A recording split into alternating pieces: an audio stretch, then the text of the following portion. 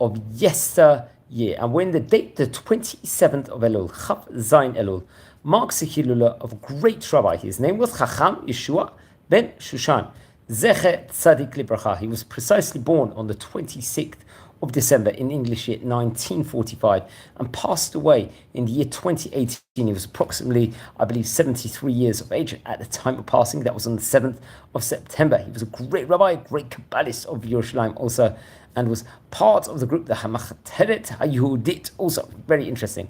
So he was born in Jerusalem over there and came from great heritage. His father's name was Rabbi Yaakov, and his mother's name was Ora, if I'm not mistaken, from the Beit Ya'ish, if I'm not mistaken, in of itself. It's actually interesting. Through his father's side, he was 8th generation in Jerusalem, also very, very prestigious. Nothing like being many, many generations in Jerusalem. His grandfather, I think from the side of his mother, was, I think, the great Kabbalist, Rav Shlomo Ya'ish, also, who we have spoken about on several occasions also.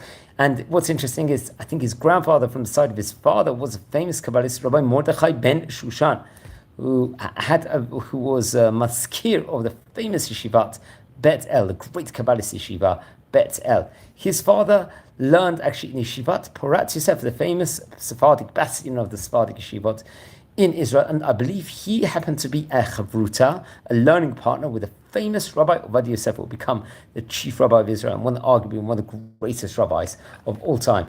It's actually interesting. Rabbi Yeshua was, I think, the firstborn out of 7 brothers, if I'm not mistaken, including them, I think, was Shalom. I think, sadly, he passed away while he was a baby.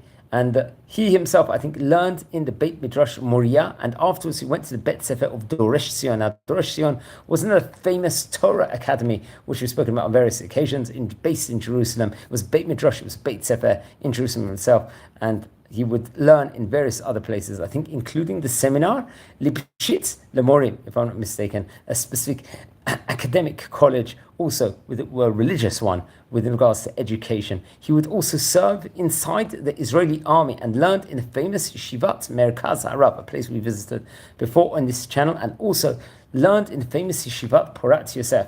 While he was at a young age, he started to learn Kabbalah over there, and this was under the auspices, I believe, of his grandfather, Harab Mordechai Ben-Shoshan, and his grandfather, I think from the other side, Rabbi Shlomo Ya'ish also, so he learned from great auspices also. Also, he learned from other great rabbis, including Rabbi Mordechai Atzia. He happens to be another great rabbi we mentioned about on various different occasions. He was also a Talmid Chacham, a great Kabbalist, and I think a man of a congregation in of itself. He also learned under Rabbi David Sion Leniado, another great, I believe, Syrian-born rabbi, if I'm not mistaken, and Rabbi Meir Yehuda Gatz, also another one of the great rabbis, and the famous Rabbi Mordechai Shirabi, the famous rabbi from Yeshivat Nar Shalom, a place we visited on this channel only a week ago, and other great rabbis he learned with, including Rabbi David Batzri, famous rabbi, and famous Rabbi Yaakov Moshe Hillel, also the head of the foundation of the Ahavat Shalom, respectively, great Kabbalist in modern day in Israel. He also worked as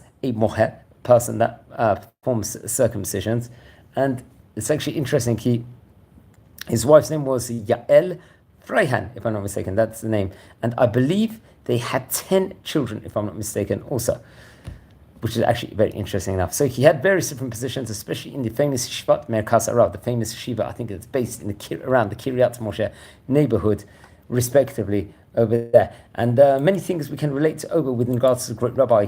A lot, in fact, there's a lot we can relate to over. He really was one of the great rabbis of his time, which we have to mention. I think his son, Rabbi Chaim Ben-Shoshan, is currently the rabbi at the yeshiva of Ro'ah Yisrael.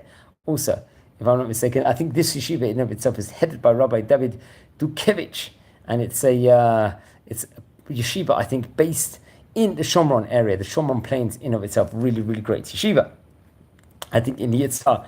And the son-in-law of Rabbi Chaim Avihu Schwartz, another one of his sons, Rabbi Shalom, I think, teaches in Tel Aviv currently in the Neria settlement. He is also, I believe, the son-in-law of Rabbi Schwartz. So what's interesting, I think at the time of the 6-Day War, he served in the Shaked Patrol. Also, so he was very much a rabbi that combined the army service with, as well as being a great Talmid Chacham with various different great Torah positions also. So he served in the Shket Patrol under the command, I believe, of Benjamin ben Eliezer, if I'm not mistaken. He left, I think, regular army a few months before the Yom Kippur War and started studying in the yeshiva of Rabbi Nissim in Jerusalem. And I think at the time of the Yom Kippur War, he would serve as a paratrooper in the battalion, respectively, while I think he had a leading role inside the unit, and much, actually, you can research yourself with regards to the great work he did at that point in time, a lot of the heroic work. Unfortunately, I think he was seriously injured,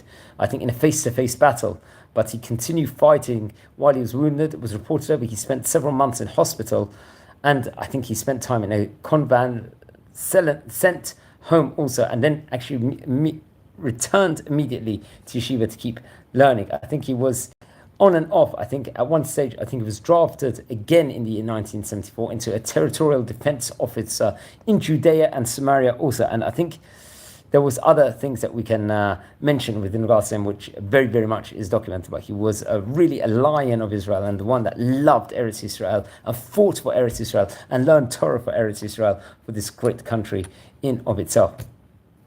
More can be related within regards to him. He was very, very active within regards to Jewish rights, especially all throughout Jerusalem, all throughout our properties, all throughout our land. He really, really did have a great love for Am Yisrael, for the Medinat Yisrael in itself. It's actually interesting.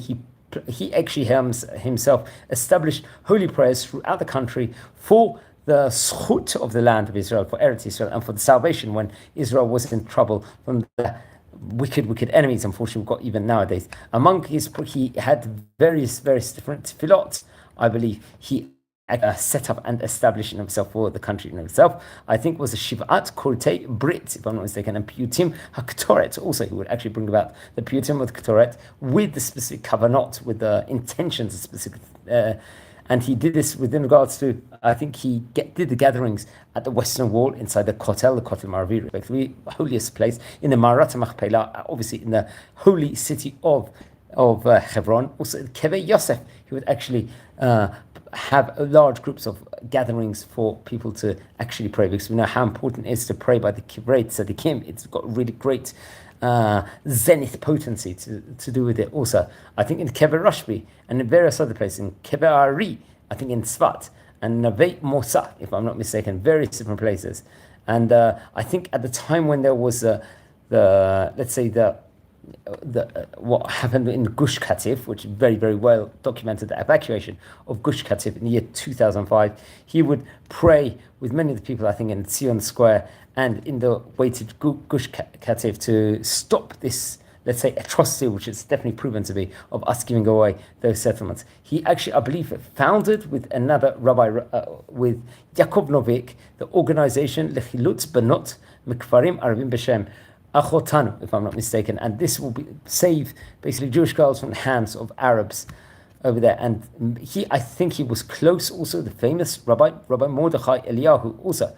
And I think they actually established Beit Din Geula, if I'm not mistaken, with various different other great Rabbanim over there, which is actually interesting enough to say. And it's his Hilula here on the 27th of Elul here. Please don't forget to light candles in his memory. He was one of the great rabbis of Israel, one of the most passionate rabbis you would find of Israel in of itself. Now let's explore some of his Talmidim and students. And so he was actually buried, just to say, in the Beit HaKvarot HaYehudit B'Har HaZeitim, in the Mount of Olives burial plot over there, including among his rabbis, as we mentioned before, was Rabbi Shalom Ya'ish, Rabbi Mordechai Atziyah, who we mentioned before, Rabbi David Zion Laniado, another really great rabbi, I think, and he was actually the author of the colossal work, the L'Kedoshim Asher Ba'aretz. Also, another one of his rabbis was Rabbi Mordechai Shrabi, the Rosh, the head of the famous Yeshivat Mukubalim of Nahar Shalom, based in Nachlaot. Also, Rabbi Yehuda Gatz, who we've spoken about before, famous Kabbalist, a great Sephardi Kabbalist, very much famous as being the head rabbi of the Yeshivat Bet El, the Kabbalistic yeshiva in of itself. So please don't forget to light candles in memory.